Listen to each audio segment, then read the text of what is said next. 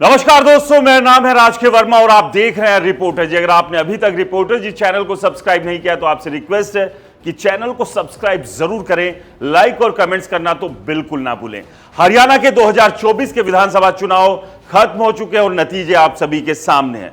48 सीटों के साथ पूर्ण बहुमत से अब हरियाणा में बीजेपी सरकार बनाने जा रही, यानी कि 2 बार सरकार बनाने के बाद जो बीजेपी ने कहा था, दावा किया था कि वो तीसरी बार हरियाणा में सरकार बनाएगी, तो अब तीसरी बार इतिहास रचते हुए बीजेपी हरियाणा में सरकार बनाने जा रही है। और नायब सिंह सैनी एक बार फिर, यानी कि जो हाल ही में उन्हें मुख्यमंत्री बनाया गया था, उसके बाद दूसरी बार अब वो मुख्यमंत्री की शपथ लेंगे। तो वहीं कांग्रेस जो उम्मीद लगाए हुए थी कि 10 साल से वो सत्ता से बाहर है, 2024 में वो सत्ता में वापसी करेगी, लेकिन 37 सीटों पर कांग्रेस सिमट गई। यानी कि जो अरमान थे, जो उम्मीदें थी, उस पर बीजेपी ने पूरी तरह से पानी फेर दिया। आईएनएलडी को 2 सीट मिली तो वहीं अन्य के हिस्से में 3 सीटें आई, बाकियों का तो सुपड़ा ही साफ हो गया। लेकिन अब इस सबके बीच जो सबसे बड़ी चर्चा है वो यही है कि जो नया मंत्रिमंडल बनेगा, यानी कि नायब सिंह सैनी के मंत्री यानी कि सीपी सालार कौन कौन लोग होंगे, क्योंकि 48 विधायक है, इसके अलावा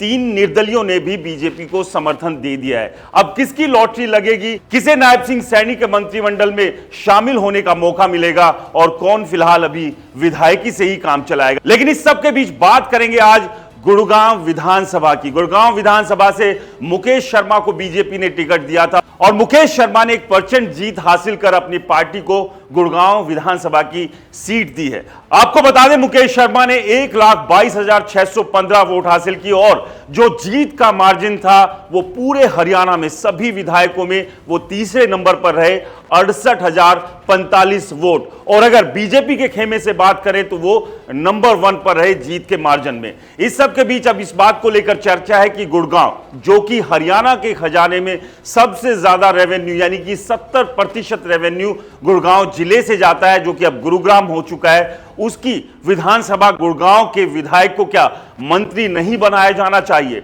और गुरुग्राम और गुड़गांव विधानसभा के लोगों ने यह मांग भी करनी शुरू कर दी है।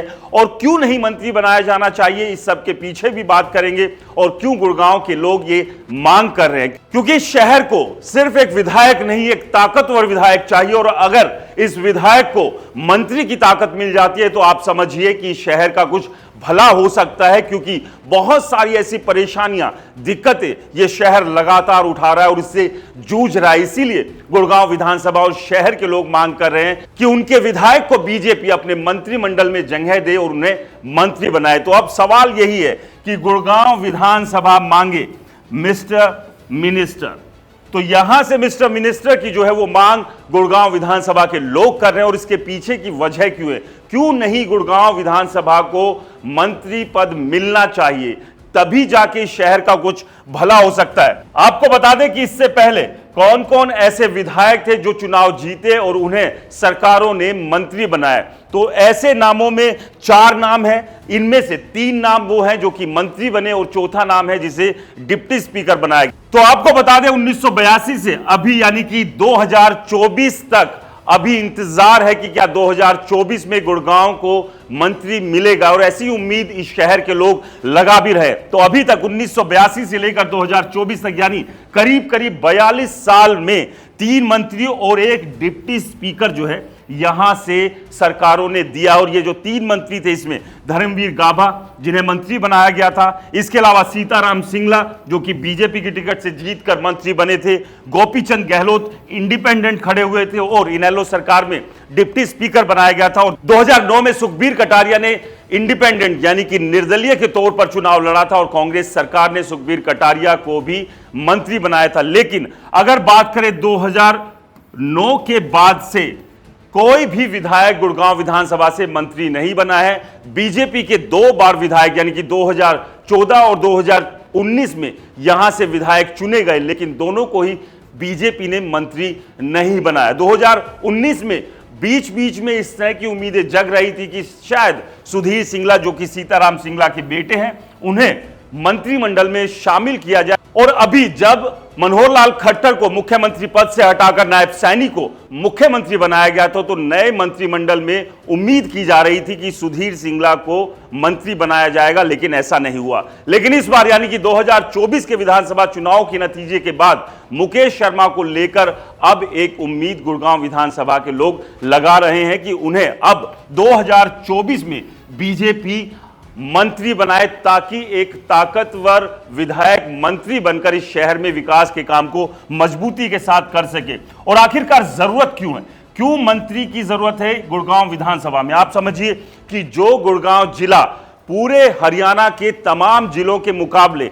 70% रेवेन्यू देता है, यानी कि एक खजाने को भरने का एक मुश्त काम जो गुड़गांव जिला करता है, वहां का एक मंत्री होना चाहिए। ये मांग काफी समय से उठती आई है, क्योंकि इतना रेवेन्यू देने के बावजूद भी इस शहर में वो विकास नहीं हो रहा है जिस विकास का ये हकदार है। और आपको बता दें 2023 और 2024 में गुरुग्राम से 42,000 करोड़ रुपए का रेवेन्यू गया था। एक रिकॉर्ड रेवेन्यू गुरुग्राम जिले ने देने का काम किया था, और इसीलिए ये शहर इस बात की मांग कर रहा और उम्मीद लगाए हुए है कि अब जब नायब सिंह सैनी का नया मंत्रिमंडल बनेगा तो मुकेश शर्मा को मंत्री पद दिया जाएगा, क्योंकि इस शहर की अंतर्राष्ट्रीय पहचान जरूर है, लेकिन यह शहर बदहाल है। और इस बदहाली के बारे में आप अच्छे से जानते हैं, ये बदहाली किसी से छिपी नहीं है। और अंतर्राष्ट्रीय स्तर पर पहचान रखने वाला ये शहर, जहां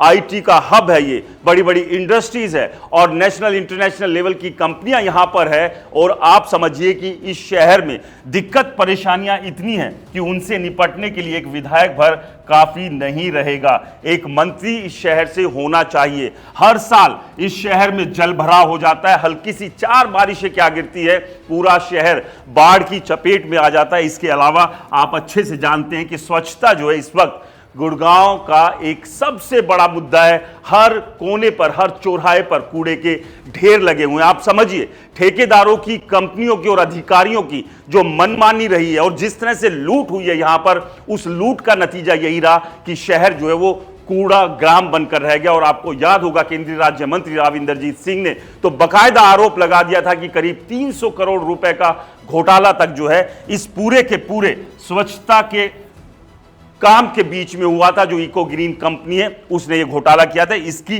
उन्होंने शंका भी जाहिर की थी।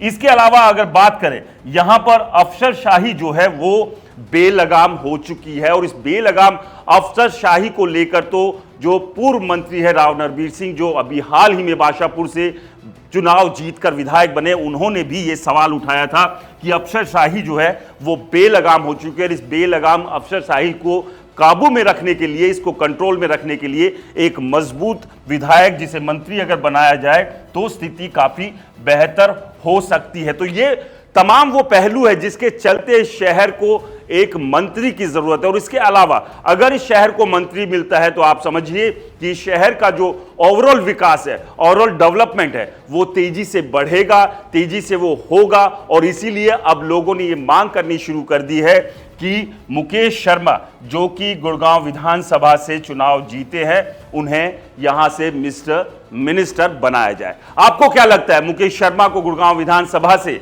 सिर्फ विधायक नहीं अब मंत्री बनाया जाना चाहिए? हमें कमेंट्स कर जरूर बताएं। रिपोर्टर जी चैनल को सब्सक्राइब नहीं किया है तो दोस्तों चैनल को सब्सक्राइब करना बिल्कुल ना भूलें। नमस्कार।